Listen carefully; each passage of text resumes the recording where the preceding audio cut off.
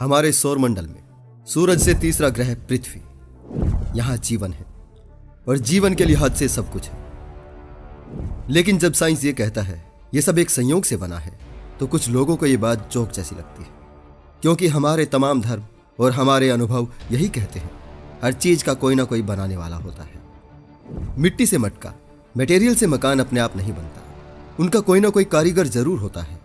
वैसे ही हमारी पृथ्वी का भी कोई ना कोई बुद्धिमान रचनाकार है, जिसे हम ईश्वर, अल्लाह, गॉड कहते हैं। लेकिन वैज्ञानिकों ने यह जाना है कुदरत हमारी तरह निर्माण नहीं करती। यहां उसके कुछ कायदे हैं जो हर निर्माण के पीछे वही तय करते हैं किन हालात में क्या बनेगा। पृथ्वी हमारे सौरमंडल में एकलौता ग्रह नहीं है, यहां उससे कई गुना बड़े ग्रह और भी हैं जो निर्जन पड़े हैं। अगर पृथ्वी को किसी बुद्धिमान रचनाकार ने गढ़ा है, तो उन्हें गढ़ने वाला कौन है? क्या वो इसलिए नहीं है जब ये सौरमंडल बन रहा था तो वो संयोग से उस जगह पे नहीं थे जहां पे हमारी पृथ्वी है? अब शायद संयोग वाली बात जोक नहीं, जायज लगने लगी होगी, लेकिन बात यहां पे खत्म नहीं होती। एक आस्तिक मन के लिए साइंस के एक्सप्लेनेशन बिल्कुल भी सरल नहीं होते। उसके लिए वो कहानियां बेहद सरल होती हैं जो वो बचपन से सुनता आया है। उसे भगवान वाली बात ज्यादा पसंद है, इसलिए इसके बाद भी वो बड़ी मासूमियत से ये सवाल करता है, ये संयोग भी तो किसी सर्वशक्तिमान ईश्वर का ही मास्टर प्लान हो सकते हैं। उसे पृथ्वी से लेकर ब्रह्मांड के इतिहास की एक एक बात समझा भी तो भी वो सब कुछ छोड़कर यही पूछेगा, माना कि दुनिया बिग बैंग से बनी है, तो बिग बैंग भी तो किसी ने किया ही होगा। और कुदरत के वो कायदे जो इस संसार के पीछे काम करते हैं, वो खुद कैसे बन सकते हैं? साइंस ने अनेक जटिल सवालों के जवाब तो दिए हैं, लेकिन कुछ के जवाब अभी बाकी हैं। इसलिए जवाब के अभाव में अक्सर ये दावा सुनने को मिलता है, साइंस कुछ नहीं जानती। धर्म, दर्शन, अध्यात्म से ही ईश्वर और सृष्टि के हर सवाल का जवाब मिल सकता है। तो चलिए दोस्तों, क्यों ना आज धर्म, दर्शन, अध्यात्म के इन दावों की पड़ताल की जाए। क्या वाकई में इनके आधार पर सृष्टि और ईश्वर को समझा जा सकता है? तो बने रहें एक बार फिर से मेरे साथ इस वीडियो के अंत तक।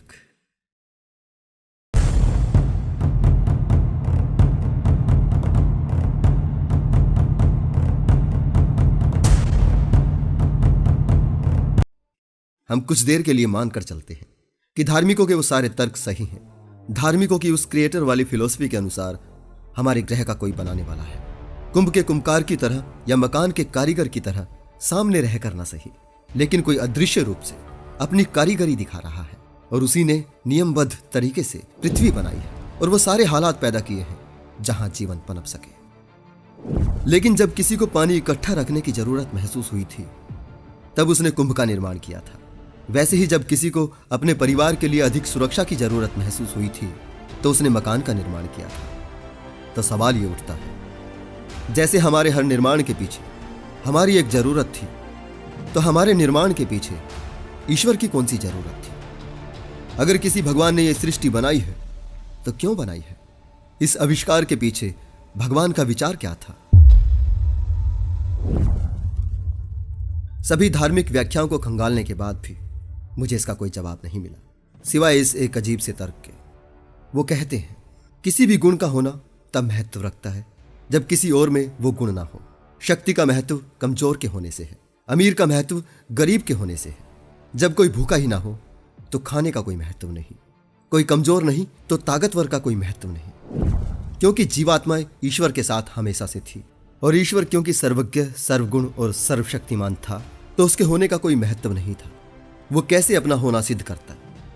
तो उसने सृष्टि का निर्माण किया, यानी ईश्वर संपूर्ण सर्वशक्तिमान होने के बावजूद भी अपूर्ण था, इसलिए उसने सृष्टि बनाई और मनुष्य को बनाया। पहली बात तो यह है, ईश्वर पे सर्वगुण, सर्वज्ञ, सर्वशक्तिमान जैसे गुण कभी फिट नहीं होते। इस तर्क के लिहाज से भी देखा जाए तो ना तो वो सृष्टि से पहले संपूर्ण था, ना ही अब है। ना ही वो पहले सर्वशक्तिमान था, ना ही अब है, क्योंकि यहां उसका कोई जोर नहीं चलता। वो कुदरत के कायदों को तोड़ नहीं सकता, ना ही उसके निर्माण खत्म हुए हैं। सृष्टि के निर्माण हमेशा चलते रहते हैं। जिस वक्त आप ये वीडियो देख रहे हैं, दूर कहीं ब्रह्मांड में कोई सितारा अपने ही विस्फोट से बिखर रहा है। उससे दूर कहीं बिखर चुके सितारे के मलबे से कुछ नया बन रहा है। इस समय इसी धरती पे भी कोई ना कोई अनजान जीवन जन्म ले रहा है। अगर उसका संपूर्ण होना सृष्टि के संपूर्ण होने में है तो सृष्टि तो अभी निर्माणाधीन है। जब सृष्टि ही संपूर्ण नहीं तो इसे बनाने वाला संपूर्ण कैसे हो सकता है? इस बात को छोड़ भी दे तो भी उसके शुरू किए गए निर्माण के पीछे उसका मकसद समझ नहीं आता। इस तर्क का सीधा सा अर्थ यही है, वो अपनी ताकत किसे दिखाता, वो अपनी पावर से किसे हैरान करता, किसे डराता। तो ईश्वर सृष्टि का निर्माण करता है और लगभग 13 अरब साल बाद एक छोटे से ग्रह पे जीवात्माओं के जन्म लेने का माहौल तैयार करता है, सिर्फ इसलिए ताकि वो उसकी कलाकारी देखकर हैरान होकर उसकी तारीफ करते हुए उसकी इबादत करते करते कुछ हजार वर्षों में ही नष्ट हो जाए, ताकि उसका सर्वशक्तिमान होना सार्थक हो सके। ये कैसा गुण है ईश्वर का? क्या कोई बुद्धिमान रचनाकार ऐसा आविष्कार करेगा जो ब्रह्मांड के टाइम स्केल पर नैनो सेकंड से भी ज्यादा नहीं जी पाएगा? जीवन के लिहाज से यह ब्रह्मांड कोई बहुत अनुकूल जगह नहीं है। इसके अधिकांश ग्रह जीवन के बिना निर्जन पड़े हैं। इसके अलावा ब्रह्मांड में तमाम ऐसी उठापटक चलती रहती है जिसका न कोई उद्देश्य है और ना ही कोई उपयोग है। यहां जीवन बहुत रेयर है। जीवन के लिहाज से देखें तो ब्रह्मांड एक ऐसी फैक्ट्री जैसा है जिसमें खरबों साल के समय और billion of billion ton waste के बाद केवल कुछ ग्राम मटेरियल तैयार होता है। और मनुष्य जैसे जीव की बात करें तो इस फैक्ट्री की कुशलता और भी कम हो जाती है।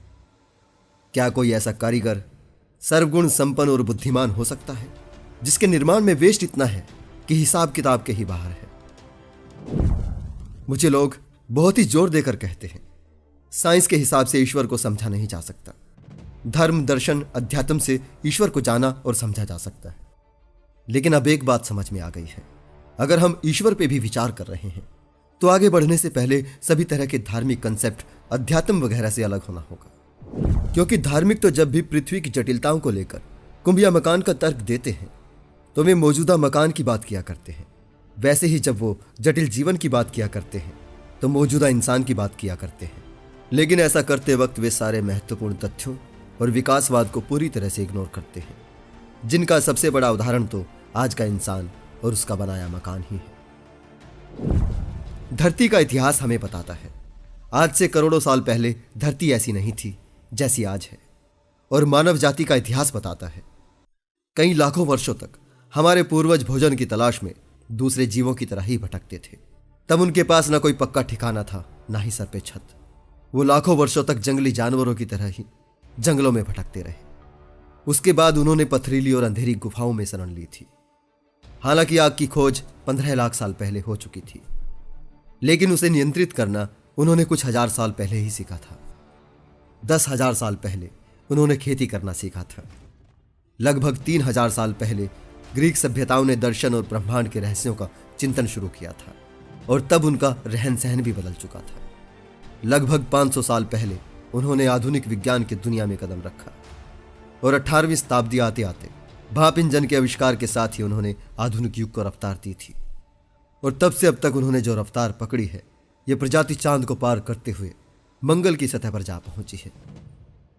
लेकिन यहां तक आते आते उनकी जरूरतें, उनका रहन सहन और खान पान बिल्कुल बदल चुका है। मानव जाति का इतिहास उसके विकासवाद की गवाही देता है और जब आप विकासवाद को समझ जाते हैं तो उस तर्क का भी सटीक जवाब मिल जाता है। आज के आधुनिक मानव का मकान बेशक आधुनिक कारीगर ने बनाया हो, लेकिन आदिम काल के हमारे पूर्वजों ने जिस मकान में शरण ली थी वो स्वतः ही बना था। आज का मकान तो हमारे विकास के साथ जरूरतें बढ़ने का नतीजा है। लेकिन बड़ा सवाल मकान का नहीं था। आज का बड़ा सवाल तो यह था, कथित परमपिता सर्वज्ञ सर्वशक्तिमान ईश्वर ने अपनी प्यारी संतान को बिना मकान के लावारिस क्यों छोड़ दिया था उस निर्दयी माहौल में मरने और कुदरत से लड़ने के लिए? क्या इसलिए कि हम अपने पैरों पर खड़े हो सके, खुद से जीना सीखे? इसलिए उसने बस हालात पैदा किए, बाकी सब हमें खुद ही करना था। जब सब हमें ही करना था तो ईश्वर की क्या भूमिका है? क्या आप अपनी प्यारी संतानों को जंगली जानवरों के बीच छोड़कर परमपिता कहलवाएंगे? और हमारे उन भाइयों का क्या जो शायद हमसे भी ज्यादा लगभग 30 लाख साल तक जानवरों की तरह भटकते भटकते मिट गए?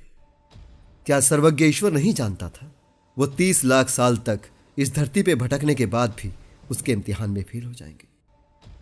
अगर फिर भी उसने ये सब किया है तो इस सब के पीछे उसका मकसद क्या है? क्या सिर्फ एक तमाशबीन बनकर सब कुछ देखते रहने का?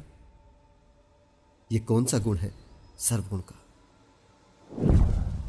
अभी कुछ लोग कहेंगे ईश्वर तो निर्गुण निराकार है। मैं कहता हूं ऐसे कहने का क्या आधार है, और किस काम का है ऐसा ईश्वर जिसमें कोई गुण ही नहीं? धार्मिकों वाली ईश्वर की सभी व्याख्याएं किसी काम की नहीं। वो फैक्ट पे, तर्क पे कहीं नहीं टिक सकती। धार्मिकों की ईश्वरीय अवधारणाएं वो तो हर सवाल के साथ बदलती हैं। वे किस जगह कौन सी अवधारणा प्रस्तुत करेंगे वो इस बात पे निर्भर करता है वे किस सवाल पर हैं और किससे मुखातिब हैं। यदि वे किसी नास्तिक या विज्ञानवादी से सृष्टि के अंतिम कारण पर बात कर रहे हैं तो उनका ईश्वर हमेशा ब्रह्मांड को जन्म देने वाला एक अंतिम कारण या नियोजित करने वाली एक अदृश्य शक्ति जैसा होता है, जिसे प्रत्यक्ष रूप से किसी भी तरह जाना नहीं जा सकता। अगर वे सृष्टि क्यों बनाई इस पर जवाब दे रहे हैं तो उनका ईश्वर मनुष्य से भी गए गुजरे गुणों से भरपूर होता है। अगर वे कैसा है ईश्वर यानी उसके स्वभाव पर बात कर रहे हैं तो फिर वही ईश्वर निर्गुण और निराकार हो जाता है। लेकिन जब वे अपने लोगों के बीच ईश्वर की बात करते हैं तो फिर ईश्वर के सारे गुण बदल जाते हैं। फिर वही ईश्वर एक मानवीय तानाशाह का रूप धर लेता है, जिसकी पसंदगी और नापसंदगी की एक पूरी लिस्ट होती है। तब उनका ईश्वर यज्ञ हवन आहुति से खुश होता है, लोगों के एक एक कर्म का लेखा जोखा रखता है और उसी के अनुसार उन्हें दंड और पुरस्कार देता है। तब वो प्रार्थनाओं, पूजा और कर्म कांडों पर भी प्रतिक्रिया देता है। वो अपने भक्तों को रास्ता दिखाने के लिए समय समय पर अवतार लेता है और पैगंबर भेजता है। वो अलग अलग भाषाओं में, जो केवल कुछ लोगों के समूह की ही भाषा होती है, उन भाषाओं में किताबें भी भेजता है, या फिर कुछ चुनिंदा लोगों को अपना दिव्य ज्ञान और दर्शन देता है। कभी वो उसे चित्रकार कहते हैं, कभी वो उसे बुद्धिमान कारीगर, कभी वो बस एक तत्व है, कभी उसे वो ऊर्जा कहते हैं। और ऐसा कहते वक्त वो बिल्कुल ही भूल जाते हैं, ऊर्जा कहो या तत्व, इसके पास ना तो मस्तिष्क होता है, ना ही इच्छाएं होती हैं, और ना ही कोई मकसद होता है। और बेमकसद ईश्वर भला कैसा हो सकता है, या फिर कैसे हो सकता है? आज के लिए इतना ही दोस्तों, जल्दी ही मिलते हैं अगले एपिसोड में। वीडियो के अंत तक बने रहने के लिए आपका बहुत बहुत धन्यवाद।